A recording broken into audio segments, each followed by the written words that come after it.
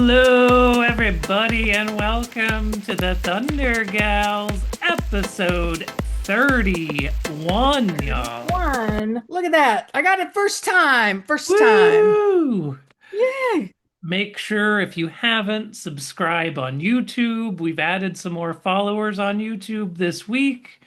Subscribe on your podcast app. Give us 5-star ratings, like the video, all that good stuff. And we're glad to have you with us as we are deep in the middle of the Western Conference Finals.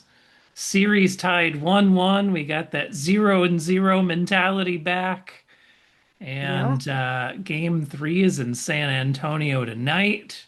This is a heavyweight battle that has been, it was highly anticipated for the last several months as it was kind of becoming clear these were the two best teams heading into the Western Conference playoffs. Right. And here we are. And the series has not disappointed. No. 2 points separate these two teams through two games. So it has been hard fought and it is all even now. It is. And it's been so, I don't want to say refreshing because a double overtime game is not refreshing in any fashion, but it's interesting to see more investment in the game, I think is how I want to describe it. Because while it was good to sweep the first two rounds, it didn't give them a lot of competition to check out rotations and try different things. I mean, Mark played deep in the bench, but it wasn't because he was trying to find, what worked. He was just giving guys some reps. Yeah, the game one strategy really kind of felt off to me. Hmm. It sounds like even Mark realizes he Yeah. maybe didn't play, didn't coach game one as well as he would have liked. Word from Hartenstein was that Coach Mark all but apologized to him after game one for only playing him like 12 minutes the whole Yeah. game. Completely reversed that for game two. It was funny because there was like a day and a half there where some of the podcasters I listened to were even discussing, do we, pull Hartenstein from the starting lineup and make a lineup change? And like, that was a Those real knee-jerk thought. reactions. And then instead we just like Mark went the complete opposite direction. Yeah. And he did. He actually apologized in his post game after game two because he said he felt bad that he'd only played iHeart for 13 minutes. And he was like, yeah, I reconsidered that. Yeah. So and then like Wiggins played heavy minutes in the second quarter of game one. I Hmm. get it. I think maybe he was hoping to see like maybe his shot will fall and it'll just kind of get him going. Because Wiggins has Hmm. had kind of a rough second half of this season. He's kind of fallen out of the rotation a bit already in the regular season. And, Yeah. it just hasn't been the best Wiggins year. He has not been saving basketball. And Hmm. I think Mark wanted to see if he could get him going in game one. Unfortunately, it didn't work. I would have maybe rather seen Isaiah Joe taking those corner threes in that second quarter. But But Joe's having a challenge too. His aren't yeah, falling. And I don't know if it's defensive strategy, effective strategy from the Spurs, or are the shots just not falling? Like where is the disconnect? well, even McCain is actually having some trouble getting his shots to fall. I didn't go back and look at his final numbers, but I know at one point in the fourth quarter, he was 3 of 13 from the field in game two, but Yeah. was still playing really meaningful basketball. He was doing other things like helping get offensive rebounds and really running around and just not resting on his laurels and just thinking, well, my shot's not falling and getting down on himself. Like he was hustling, making Hmm. the hustle plays that really came in handy down the stretch. And then finally did get a couple of those threes to fall towards the end that really made a big difference. So, Jared was cracking me up. Like he was the one that was so hyper, and you may have seen the image of Shai, trying to talk the guys down. And if you could lip read, you would hear, calm the F down. yeah, And yeah, that was actually directed at J Mac. yeah. So, J Mac getting a little excited, but J Mac's in a situation he never would have imagined a year ago. So he's going to be very enthusiastic. This is his first playoff run. He's learning on the fly. These are his first big moments.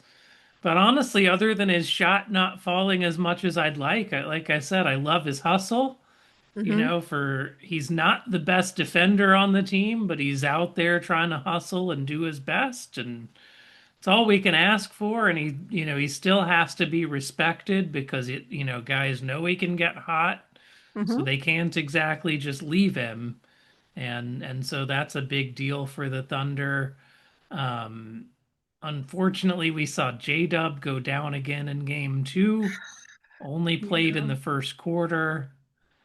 Um, I guess he went to Instagram and posted a meme of like, I don't drink or do drugs, but I'm going through another kind, or I'm dealing with pain as my superpower Suffer or through or something. something. Yeah. He's So very, very expressive on his gram.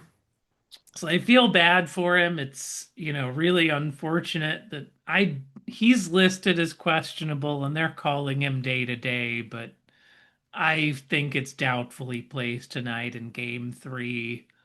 I don't think he will. I think that they're just kind of playing a little bit of holding their cards to their chest, you know. Absolutely. Yeah, I think And I think, they don't want to say he's out for the whole series because then that gives the Spurs a chance to plan for him definitely to not be there. exactly. Whereas saying he's day to day leaves it up in the air. The Spurs have been doing the same thing with De'Aaron Fox. Hmm. Word is from Shams, De'Aaron Fox has a high ankle sprain. That's not something that's a day-to-day injury. Right. And the bad thing is Dylan Harper, he went out, he's been playing Fox's role.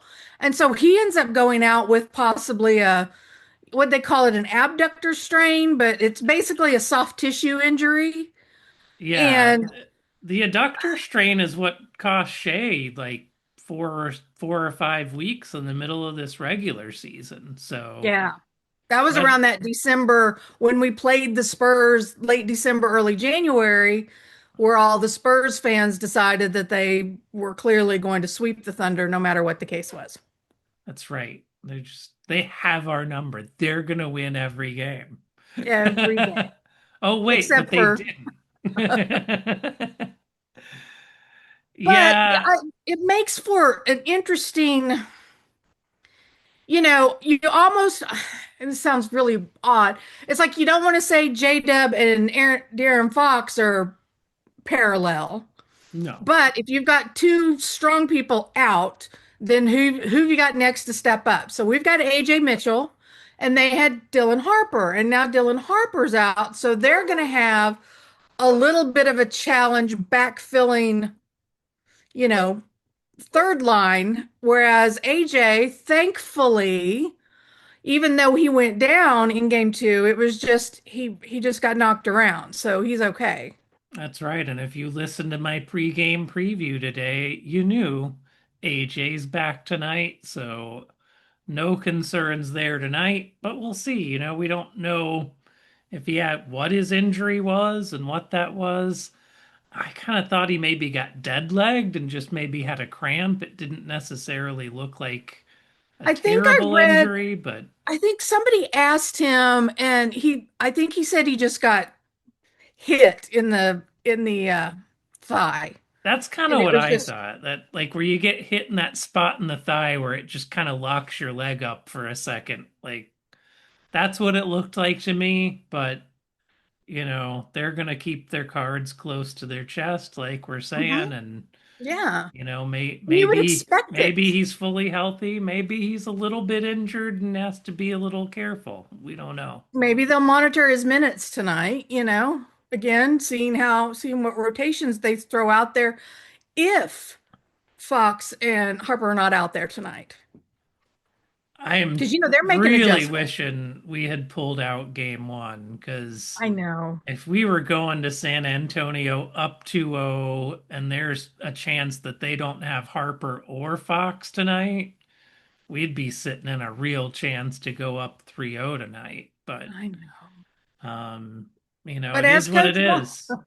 As Coach Mark said, that was game two. Game three is on Friday, and then there will be a game five after game four because they've split the series. That's right.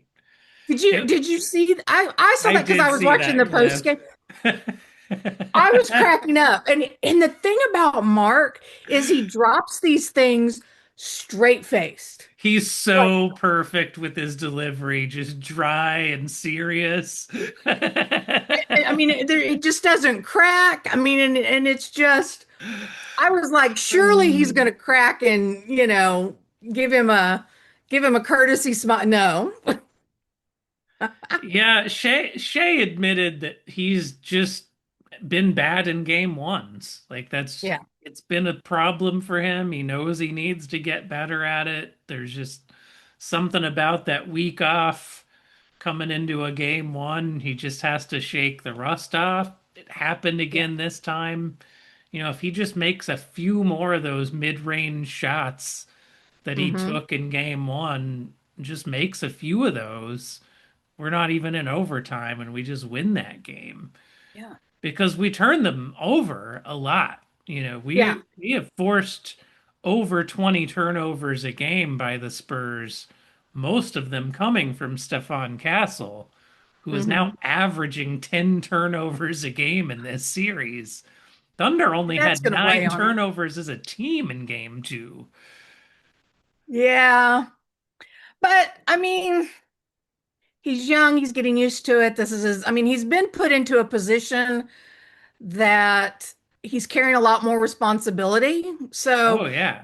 I expect his turnovers to go down as we continue because I think he'll try and tighten up because I think nerves will get to him a little more. I don't know. I'm pulling that completely out of the air, but I am by I no can see it. means trying to trash him. He's clearly No. a great player. He had Oh that yeah. amazing dunk over Hartenstein That was a in the beautiful second thing. I'm quarter. sorry. It was yeah, posterized. That was it. Bow down to you, sir. Yeah. That was an amazing. He had a good one against Shea in game one. Like Stefan Castle will be a star in this league, but there is a lot on his shoulders right now, having to Yeah. shoulder the main ball handling load, losing depth in the backcourt with him, so it's really falling on him. Plus, he has to be the guy shadowing Shea just all over the floor all night long. He's played amazing defense, but Hmm. yeah, the Thunder guards have really gotten to him, and he even had a backcourt violation because they trapped him up against the half court line and he accidentally dribbled it on the line. And Oh that's just yeah. not something you see that often. No, but they play tight. They play tight full court. I mean, they're not waiting for him to get into position. But it's been interesting. I mean, because no matter what, they've got Wimby. So I mean, you never. I don't care if they're going third man down. It doesn't matter. They've still got Wimby out there on the court. So you can't count them out for anything. I mean, we're Eh, not we're not Oh sweeping them the yeah. rest of the series. Oh, definitely not. I thought this was gonna be a 6 or 7 game series. To get to 6 or 7, you're gonna lose some games. Like that's just, how it's gonna be.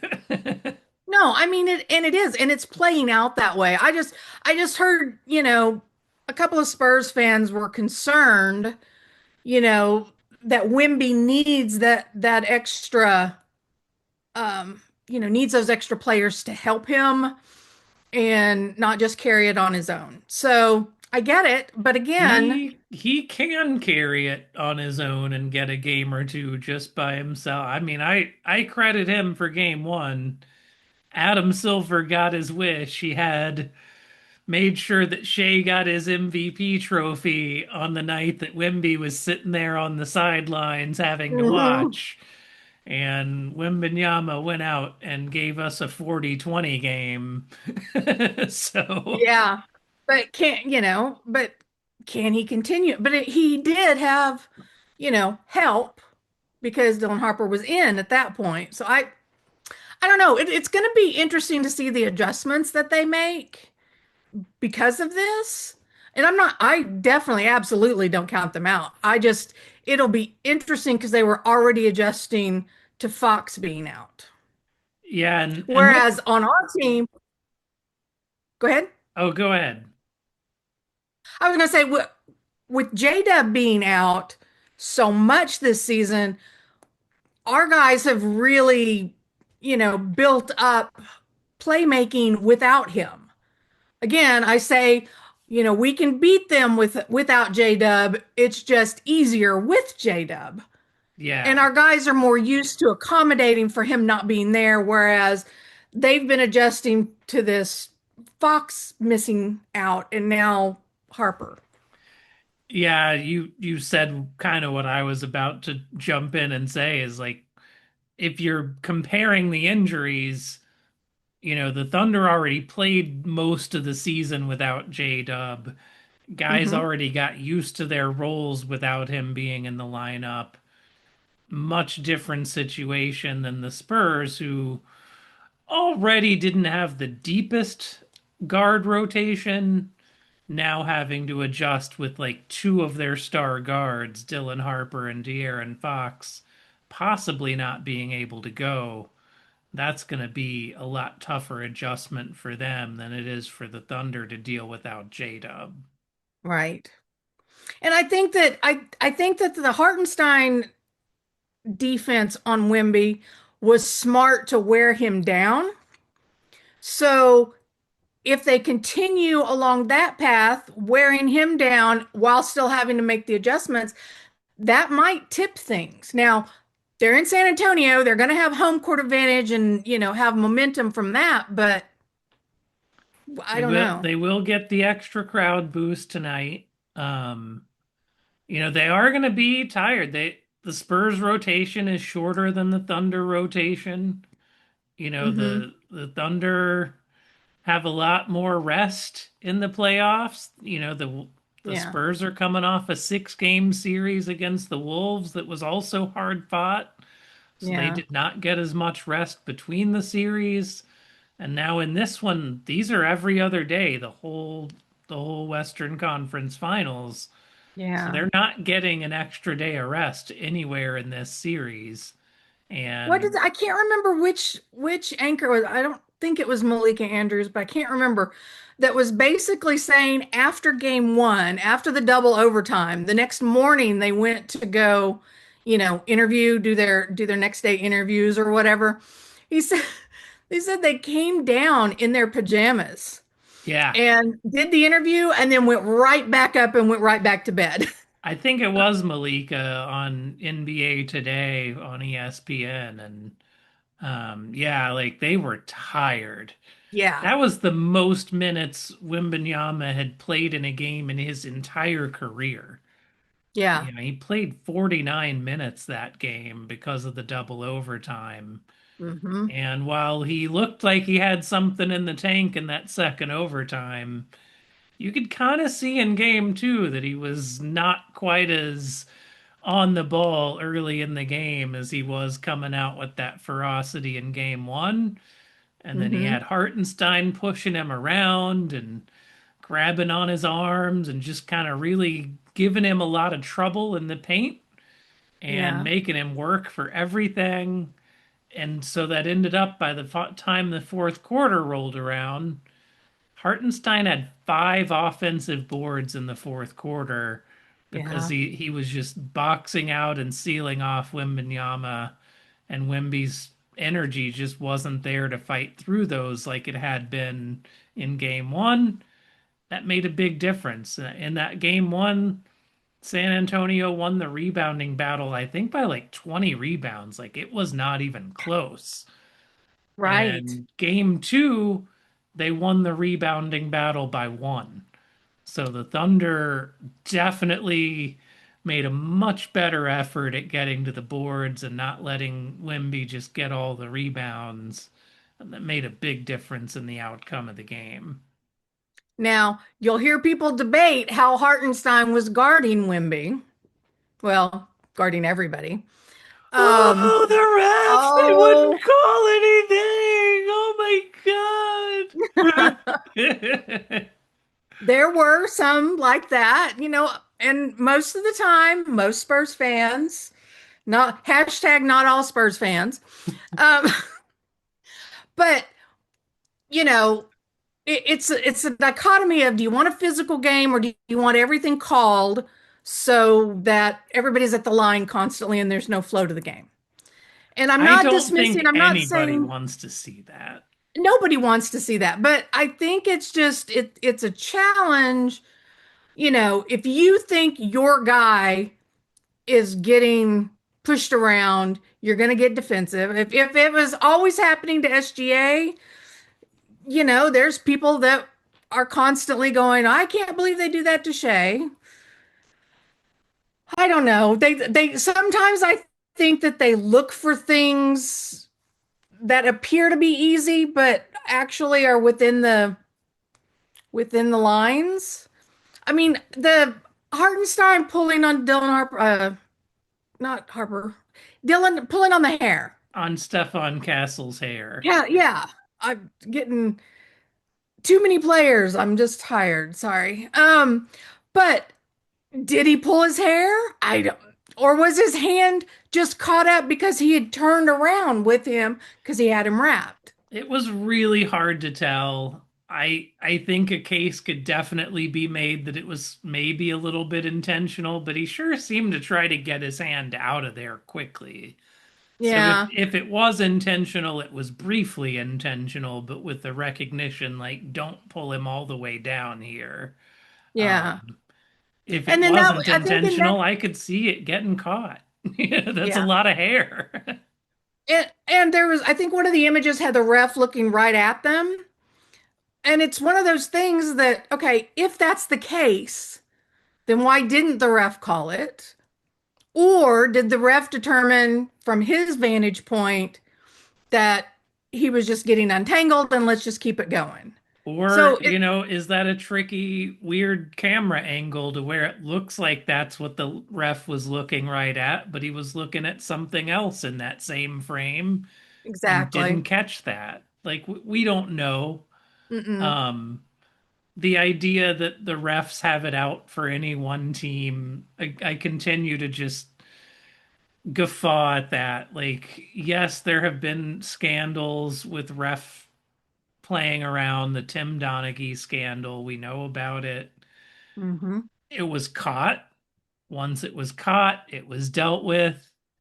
They monitor this stuff a lot. It's a big deal for the NBA to monitor it because it's about the integrity of the game. And if they get legit evidence that a ref is doing something that is, affecting the integrity of the game with so much money riding on these games and with gambling sites and stuff riding on these games, like the last thing they need is for stuff to come out that they've put their thumb on the scale in some way.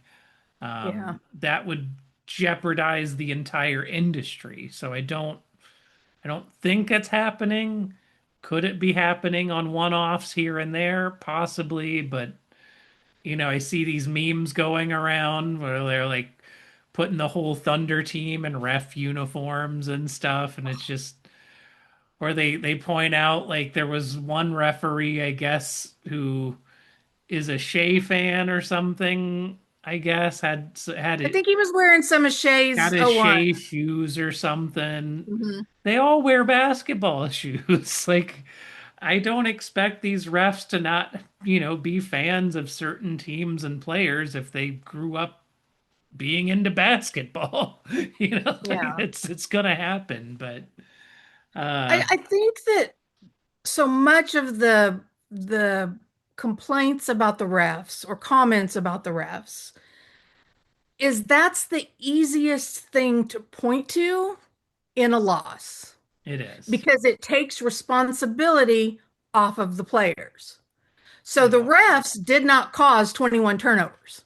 The refs did not cause 20 turnovers. No. So am I saying that the refs miss things? Possibly. Is there things that they probably are not calling consistently? I will Sure. say that. That, I Sure. mean, that's going to happen. And you're also going to have different refs calling different things on different ends of the court. That's why we've got multiple There's three refs of out them there. out there, Right. you And they're know? not all going to see it from the same direction, same everything. But again, that cannot be the entire explanation for a team loss. No. It cannot be. And the idea that, one team is looking for the edge by fouling every play and the other team isn't, that's just silly too. Stefan Castle wraps up Shai as much as he can on every play to try to keep him from getting loose to get the pass. Like Hmm. everybody's trying to find an edge and seeing what they can get away with and what's going to get called. And if you're not playing championship basketball. Like if you're Yeah. not trying to find where that edge is, then you're probably not playing hard enough to ever win a championship. Like that's truly what it takes. The physicality. I don't know if you saw the quote from Charles Barkley. Said we're talking about people complaining about the physicality and how physical it was. And he basically said, I've been kissed harder than these guys are playing. And he said, you need to shut the hell up to people complaining. Hey, as a longtime Charles Barkley fan, he was my first favorite player as a kid when I was an 8-year-old kid. The Sixers were my first favorite team. Charles Barkley was my first favorite player. Uh-huh. And I loved him for his outspokenness then because he was I'm not a role model. If I'm the role model, then you need to be teaching your kids better. Like they shouldn't be idolizing basketball players. Got a point. Man's And got a I was point. like, you know what? I love this guy. Like he tells it like he sees it, and he's not gonna be anybody else for anyone else. Yeah. And he's right. As somebody who's watched since the late 80s, like, man, I remember the bad boy Pistons from back in that time period with Rick Mahorn and Bill Laimbeer. They'd almost punch people under the basket. Golly. Weren't you saying back then that the games were like 78 to 70 or things like low scoring because they were Oh so yeah, physical? you can go back and find some NBA Finals games from the 90s that had final scores in the 70s and 80s, like 77-75, I think was one of them even. Like the league is much faster paced now than it Yeah. was at that time. And the 3-point line was there, but the conventional wisdom of the time was like a three was almost a gimmick that you didn't want to rely on. And Hmm. because so few players could shoot it at a high percentage, it was not seen as a valuable shot. It was seen as like a waste of a possession almost. Yeah. And so the game's very different today. There's much more freedom of movement. Guys are much more freely able to run down the court. But yeah, they call the games a little different in the playoffs because they want to see that physicality. So, really, I don't get it. If you want them to call every ticky-tack foul every time down the court, then like you said a little bit ago, you're just gonna see a parade of free throws and you're gonna see real free throw merchantry going on at that point. Um, Somebody sent me a meme just this morning, and it was Shea at the line, and they had superimposed him doing, one of his step backs, and it was like Shea attempting to get a foul at the free throw line or I something. think And that I'm was an like, Onion headline. yes, that's what it was. And so they sent it to me this morning, and I was rolling my eyes. But if it's not he's trying to get free throws, it's he's diving to the floor too much, or that you're not hearing so much free throw merchants when we're not getting to the line so much. So now they have to shift to something else The that funny he's thing doing a lot. is, I am kind of tired of him trying to fall on too many shots, not because of Hmm. it being free throw merchantry, but because, like, if anything, it's hurting him getting back on defense on some of these possessions Yeah, because he's trying so hard on some of these to get that call and fall to the floor. But on the other hand, there's also a health reason why it might be better if you are starting to fall and lose your balance. Maybe the reason Shea has fewer soft tissue injuries is he's not putting all that force on landing and is just kind of collapsing a little bit and not having those hard plants on some of those landings, which the that's Dylan an Harper interesting thought. injury was on a hard plant landing off of a, I think, I can't remember if it was on a rebound or he had gone up for a layup, but he had a really hard landing. And when he Hmm. planted, you could see like the shock of the plant was where he like had the strain happen. So, maybe there's some sports science to like maybe he has found it's better if you're already a little off balance, just follow through with the fall rather than trying to Like strain relax your yourself body with the and fall so that catch. there's, yeah, interesting. So I I hadn't don't thought about know. that, but that's potential. I can see how that can be a little annoying, but it's annoying to me just because there was definitely a couple possessions in the first half of game two where he fell to the ground, missed the shot, and the Spurs were already running back 5-on-4 while he was having to get up and gather himself. So Yeah. the idea that he's getting some advantage over the Spurs by doing this is kind of funny. Well, I mean, while he does play some defense, I know we were talking about it's not his forte. It's not his main thing. No. And one of the things that I've been seeing is he's drawing the double teams, and his assists continue to be high for him because Yes. he'll draw the double team, and then you'll have your Jared McCain out there. You'll have your Isaiah Joe. Whoever the You'll case is, have your he's Alex able to. Caruso. Oh my God. 31 points. Alex Caruso, 31 points. I feel so bad Okay. that we didn't get that win. If we had So won was that Shea. game, that would have gone down as the Alex Caruso game. Now, Shea was so mad. to be Did you fair, hear him after the game? He said, too bad it was on a waste of a game. yeah, I was like, to be oh, fair, it is partially the Spurs strategy. yeah. You leave somebody like a Caruso open who does not typically have that high of a 3-point percentage so that you can focus more of your effort on stopping Shea, stopping Chet and Hartenstein in the paint.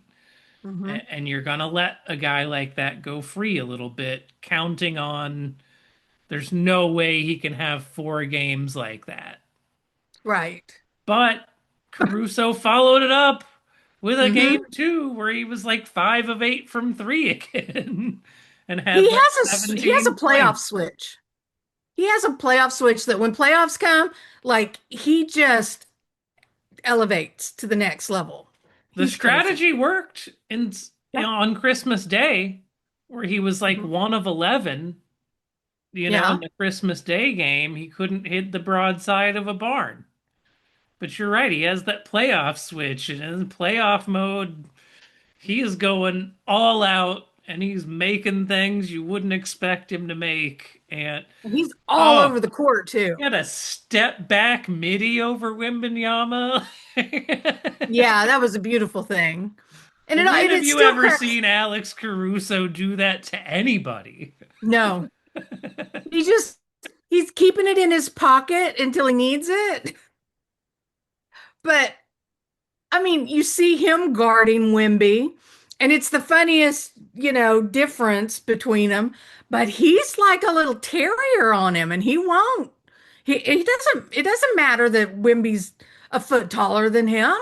He's just gonna go in there and be a little rabid dog and just keep going. So Yeah, I like it. he got some really nice deflections when they tried to get the ball into Wimby, and he reached out there and tipped the ball away, and then the Thunder are on the run back to the other end of the court because our guys are pesky. They do not let you get entry passes easy.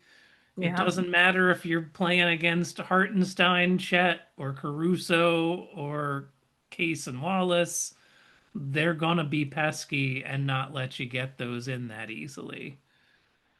And they know their roles. They've been prepping throughout the season. So these aren't new rotations. There's nothing new that Mark is doing. If No. you've been watching this season, you see he's been doing these oddball rotations, getting people used to it, especially with the injuries. Yeah, it does seem he's changed Shai's rotation a bit to kind of match Wimby minutes to where Wimby's not out there in minutes that Shai's not out there too often now. Hmm. That's something I've noticed. He it used to be like clockwork. He'd play the first quarter all the way through, Yeah. then he'd play the final 6 minutes of the second quarter. Then he'd play the full third quarter and then the final 6 minutes of the fourth quarter, or in the Yeah. regular season, just not at all in the fourth quarter. Yeah. But I mean, that's the But now, case. now I'm seeing him come out like 6 minutes into the first quarter, and then like the other night, brilliant move by Mark to bring him back with over 9 minutes to go in the fourth quarter and Hmm. ensuring that the Thunder had him out there to produce and keep the Spurs at bay. And the Thunder led. I don't think the Thunder fell behind at any point after the first quarter. The Spurs tied it up a few times after the first quarter, Right. but otherwise the Thunder had the lead. Yeah, I mean, it was still a close, no matter what, nobody was able to really pull ahead and just really just let it get out. I mean, sure you could bounce up 10 or 11, but with threes and everything, that's three plays. 10 So or 11's nothing. Shoot, the New York Knicks showed us the other night that even a 20-point lead in the fourth quarter isn't safe. I know, like, well, first off, it was a shame that they got down, but the Cavs just let that go. I don't know. The Cavs weren't as engaged last night even. And so now they've got themselves in a position where they're 0 and 2 heading back home. Which is where they were last series, and they came back and won in seven. So, But if they go to 7 and let's say we go 6, 7, that's going to be they've had a harder run than we have. oh, absolutely. My money's on New York in the East. I think New York's off to the start they needed to get to. I think they take at least one of the two in Cleveland. I think they maybe wrap that up in five. Yeah, that was what I was thinking last night, and it will be, unless James Harden suddenly becomes playoff James Harden, which Well, looking at he is history, playoff James Harden. yeah, well, actually he is.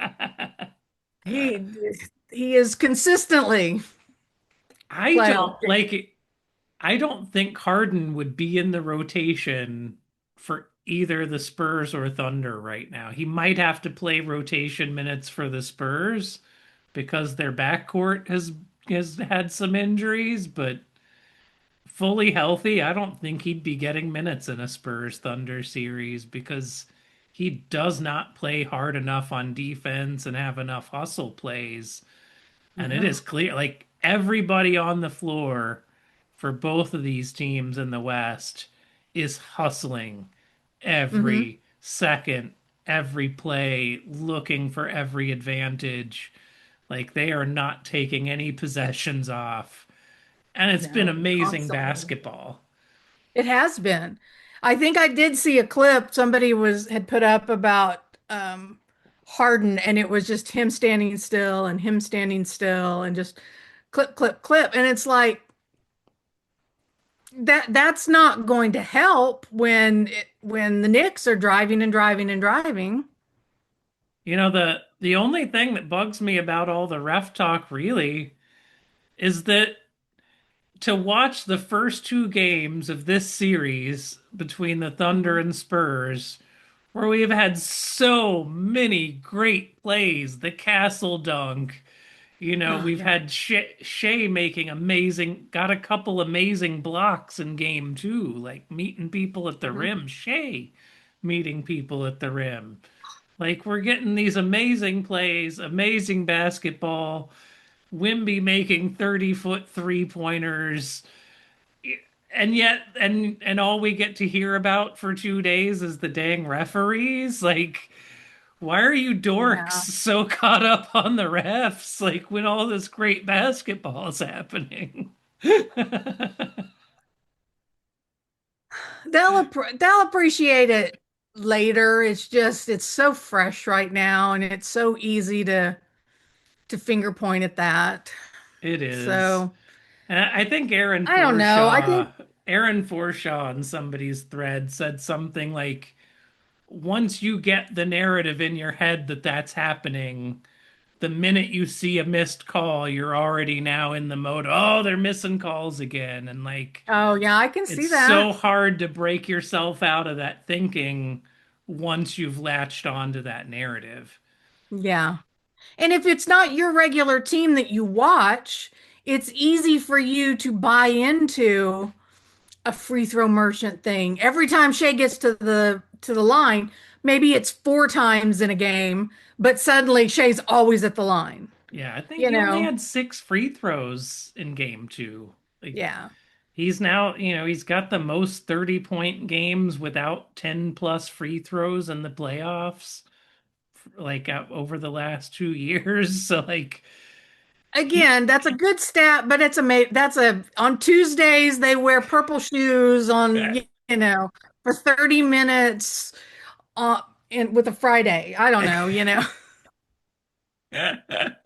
I mean, I oh, for appreciate it sure. and I love it. You know, it just always just makes me laugh because I like the simple, like, okay, he's got the most free throws in the postseason for the last 5 years. Cool. I can understand that. But when you start putting these parlay type descriptions on them, Well, like, the importance of it being that I've talked about it on this show before. The old mhm, rule of thumb was that to get 30 points a game, you need to be averaging 10 free throws a game. Like that was the yeah. old rule of thumb. So the idea being he's getting 30-point games and not having 10 free throw attempts to do it. So It's almost like he's, I don't, what would you call it? Consistent? consistent, absolutely. Pure scorer, absolutely. And if he can have another game like he had in game two, tonight, then we can go up 2-1 tonight. I'll Yeah, admit, going into game one, I almost had a feeling we were going to lose that game. It felt a lot like the Denver and Indiana situations, where I was just kind of like, man, I think we're going to do that again. I think we're going to blow a close one at home yeah. and just I think that have a bad game one. I think we knew. Well, we obviously knew it wasn't going to be a sweep. We knew it would go long, so they would probably drop one of those, one or two. I I felt feel like it like was going to be game one. I get it. I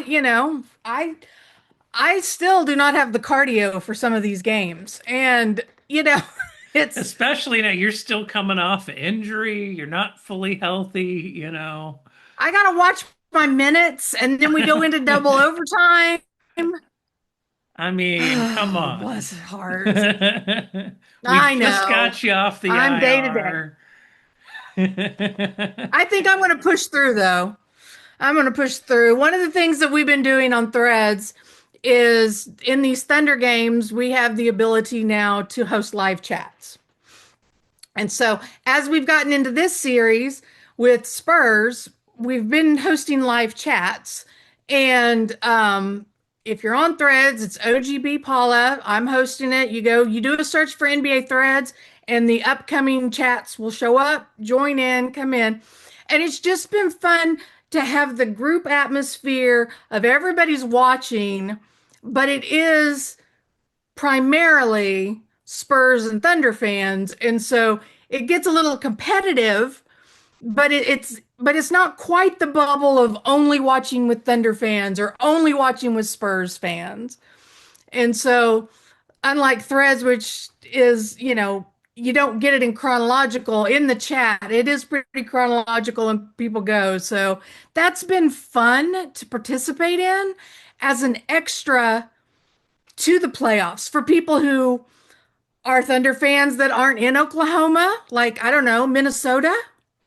They can interact with other Thunder fans. That's If you right. can't go to a watch party, it's a Yeah, fun atmosphere for people to gather.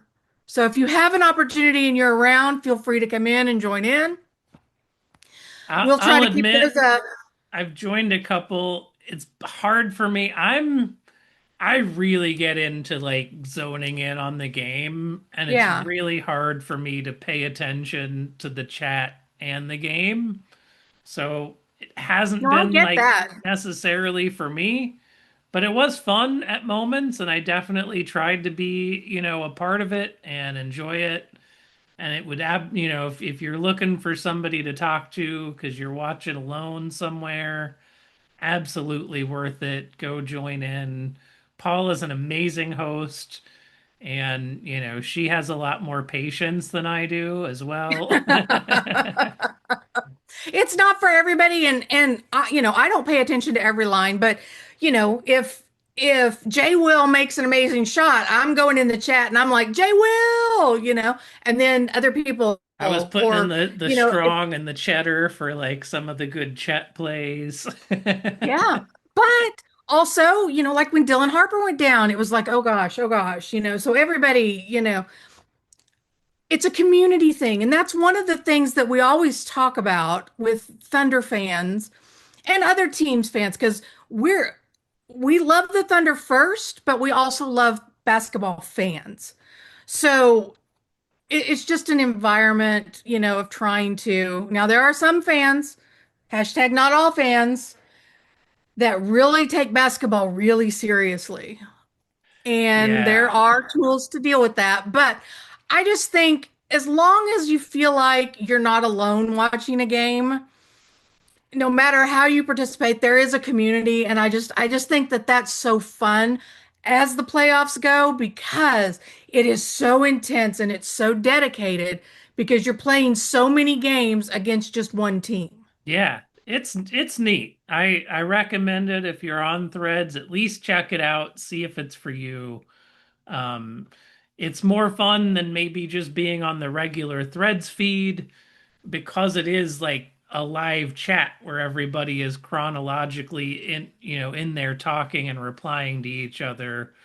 Whereas, some of the posts on the regular threads might just not hit the algo, and maybe somebody has something like that's important in that moment, and then you don't see it till tomorrow. And Yeah, then you didn't even get a yeah, chance to respond to it because it didn't show up in your feed at the right time. So exactly. it is a fun little twist to be able to have a little more live action updates and convo going on instead of feeling like you're just kind of talking into the ether. And I encourage you to reach out to us on all of the platforms that we're on because we do like the feedback and the conversations. And I have a lot of conversations on TikTok with Spurs fans. They are very vocal on there, but What? They're vocal? it's generally, very civil and it's easy to, kind of pivot. But again, I do have more patience than you sometimes with things. Now, I do want to say something to Thunder fans about our whining. I see so many Thunder fans whining about the broadcast team, seeming to believe that they have chosen the Spurs or something. So I went back, I rewatched all of game two again yesterday afternoon because I was like, you know what? I'm gonna watch it with this in mind. Like, are they glazing the Spurs more than the Thunder? I honestly did not come away feeling like I knew who they were rooting for. I saw many moments where they were glazing the Thunder for how good they play on defense and how tough they are and what a great team they are. Also heard them saying the same thing about San Antonio, and yes, they kind of maybe glaze Wimby a little too hard sometimes, and like, oh my God, can you believe him? It's 7'6" and doing this, and like, yeah, I would hope a 7'6" guy would be able to reach the rim without jumping like that. I get it, but part of that's that they're building up a player that not all of the audience Hmm. has really seen before. Yeah. So they are maybe going to spend a little more time introducing fans to Wembanyama because there's a lot of fans that are just now really starting to tune in. I had friends from like New York that don't watch a lot of NBA basketball that have Hmm. tuned in for both of these first two conference finals games and are like, if I knew basketball could be like this, I'd be watching a lot more often. Like, oh my gosh, you weren't kidding. This is amazing. Like, so I think I think that, well, one, they're fans of basketball, yeah, especially good basketball. And they were getting excited about good plays, interesting plays, like that yeah, poster. And you saw Reggie Miller like get up and lean over and smack and, be all, I was kind of doing that in my recliner. Like, holy crap, that was a great poster. And I don't know if it's just again recency bias or again I don't know. But first and foremost they're fans, and while they do try to be unbiased, there's always going to be an inherent excitement to a good play, to a good yeah. shot, to a good something. Well, I've seen some Thunder fans latching on to Reggie Miller has still got a vendetta against the Thunder because they beat his Pacers in the finals. And it's like, I've heard him say lots of good stuff. He talks amazing about Shai. He loves Hmm. Shai. I think he made a comment about him camping out at the free throw line, but it was like, it was in the context of his mid-range game, not meaning it wasn't the Doris Burke, oh, they call him the free throw merchant, which Yeah. I think she took something that was just kind of a Twitter and Threads thing and like turned it into a national epidemic by taking it Yeah. out of that sphere and bringing it to the masses. But like I Yeah. didn't catch Reggie doing that. I didn't really get the sense that he was trying to talk trash or talk bad on the Thunder. I heard both him and Jamal Crawford were both very complimentary of both teams throughout the game. And I know it's an adjustment if you're only used to watching the Chris Fisher and Michael Cage broadcast. Yeah, They're because homers. They're paid by the Thunder. They're literally employed by the team. I Of love my course, they're gonna homers. glaze the Thunder all the time. That's their job. Mhm. Um, Which is why I love them. and But so I I get appreciate it. the national ones. I get it. It's an adjustment to make, but I assure you they do not have it out for the Thunder. That'd be a lot of energy for a small market team. It really would be. And I know Adam was in the audience on Monday, but he's not spending a whole bunch of time here. No. No, he's spending a lot more time in Oklahoma City than he probably ever thought he would, though. It's true. It's true. This is our sixth conference finals in 18 seasons as a team. Yeah. Fans, I can't remind you enough. Enjoy this. Enjoy it while it's happening, because you never know how quick it can turn to you haven't been to a conference finals in 20 years. Yeah, I Yeah. looked up the other day. I think it was a week or so ago before the conference finals started. I made a chart and posted it on our Thunder Gals threads of the number of Western Conference Finals appearances for all the West teams since the year 2000. And the New Orleans Pelicans have not even been to a conference finals either as the Hornets or the Pelicans. They've Oh, they're the wow. only team in the West that has zero appearances. The Clippers have only been once. Sacramento Kings only once in the 2000s. Wait, you said Clippers. I need to give my salute and thank you to them Thank you, as is Clippers. tradition. Yeah. The Timberwolves are at three conference finals appearances in 20 years, and one of those was in '04.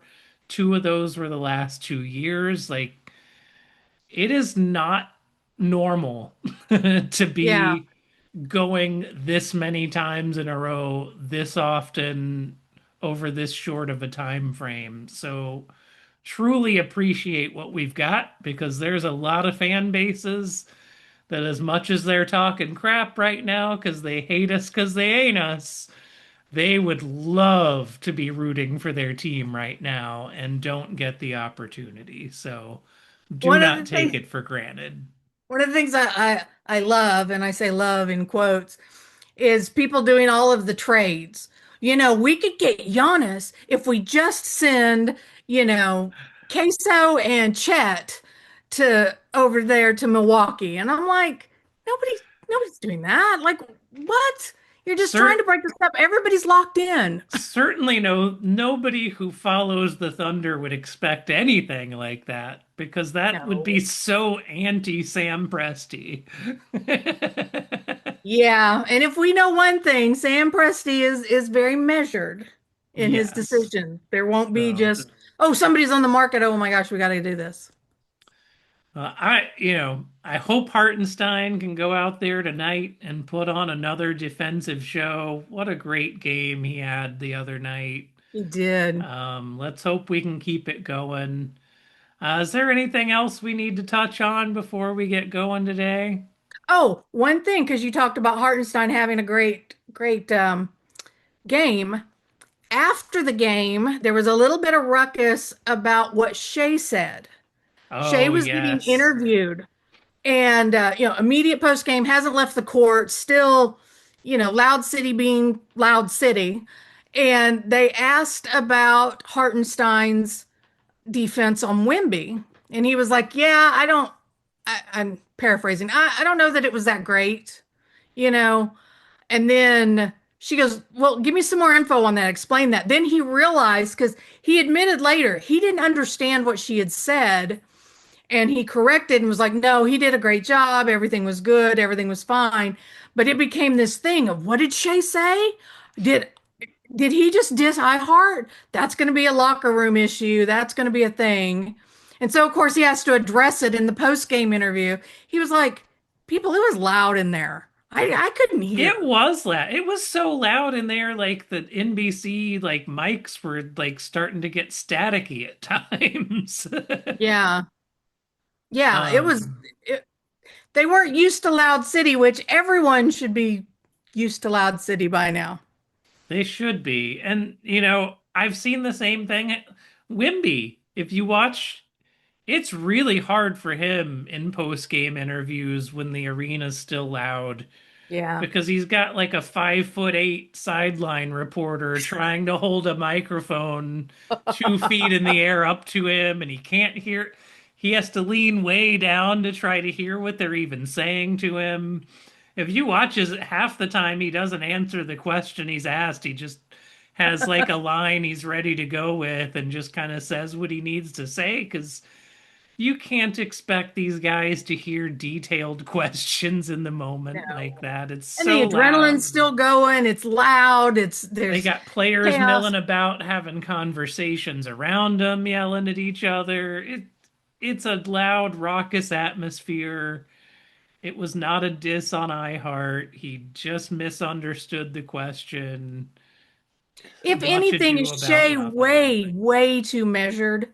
He is never gonna talk shit on a teammate No, in public like that. That's just not. So you no. have to give the presumption that he misspoke for some reason, because he'll talk crap on himself because he'll say, Oh, "Oh, I didn't have a great game. I didn't do this. I should have done this." one other thing to address because I saw this go viral as well.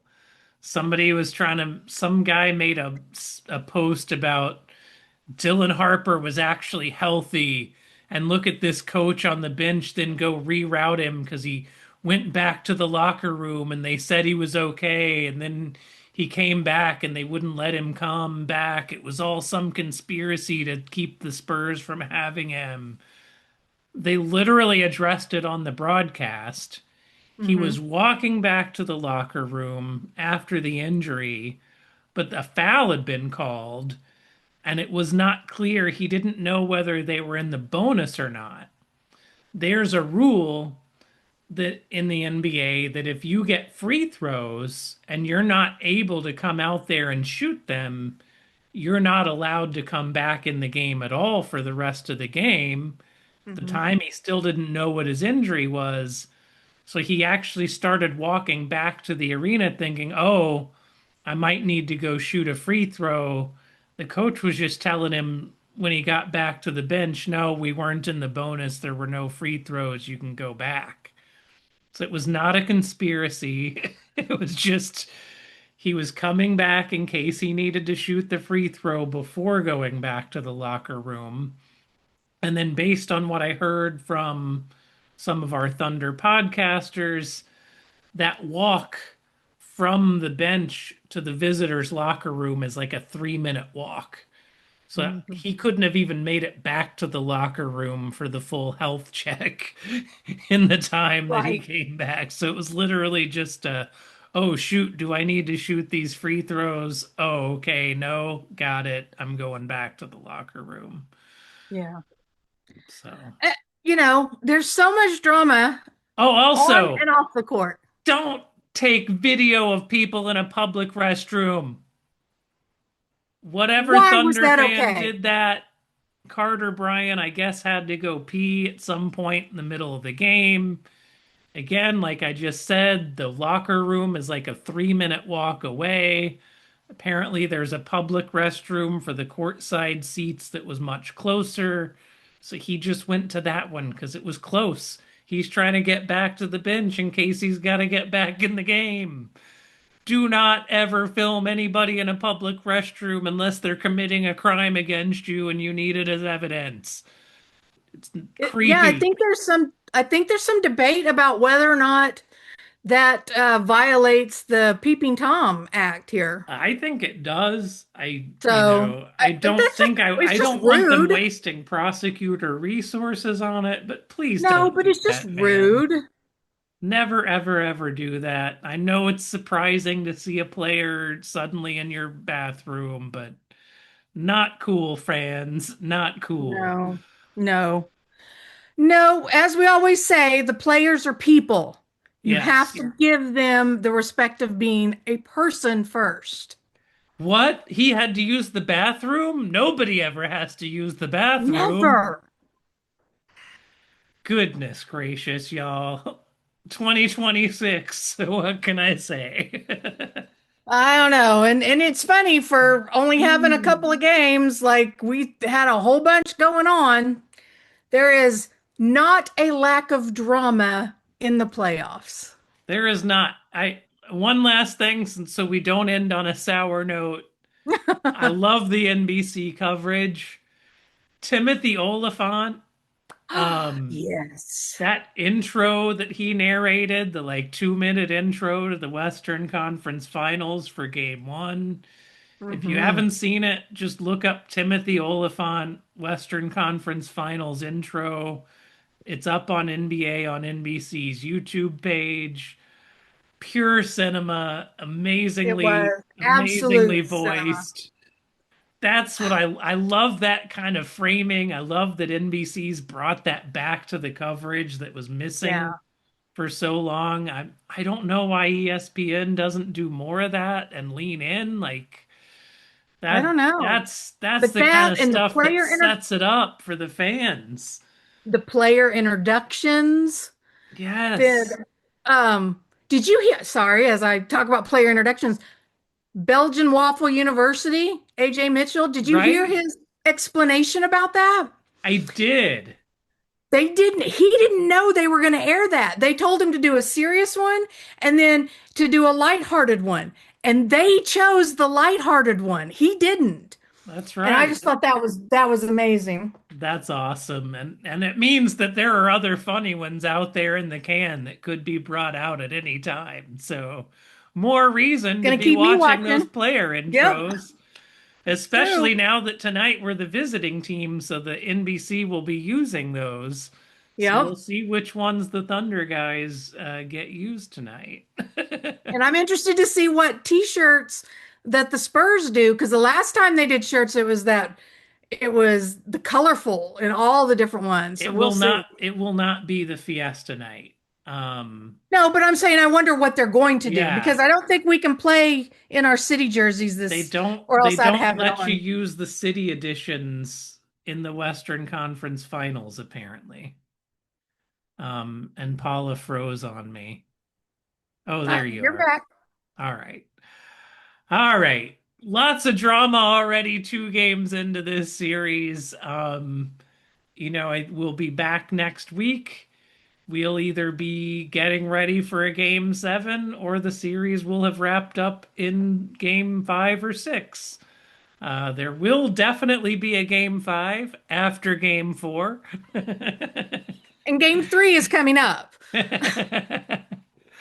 I did hear tickets for game five in Oklahoma City are already crazy expensive, like over $600 for Loud City tickets. So if you got some money to blow, get Or up you have there. tickets and you want somebody to go with you, Get up putting it out there. there. Be loud for me because I'm going to stay here home in Minnesota for this series. We'll see what happens if we make the finals again. Maybe I'll find a way to get down to OKC again. All right, y'all. It's been a fun one. Um, and Paula's out again, but oh, you're back. Oh, Good. I'm back. I didn't go anywhere. It's been fun. We enjoy this show. We enjoy you all. It's been a great season. We're going to keep this going and make sure you're subscribed again, YouTube, all the podcast places. Give us the 5 stars, give us the likes and the thumbs up. Leave comments. We try to respond to comments even on the YouTube page. So we keep an eye on that stuff and we'll try and interact with you. If nothing else, you got anything else, Paula? Nope, I'm just excited to see what the next two games in San Antonio do. Getting ready for game three tonight. Peace and thunder up, y'all. Bye.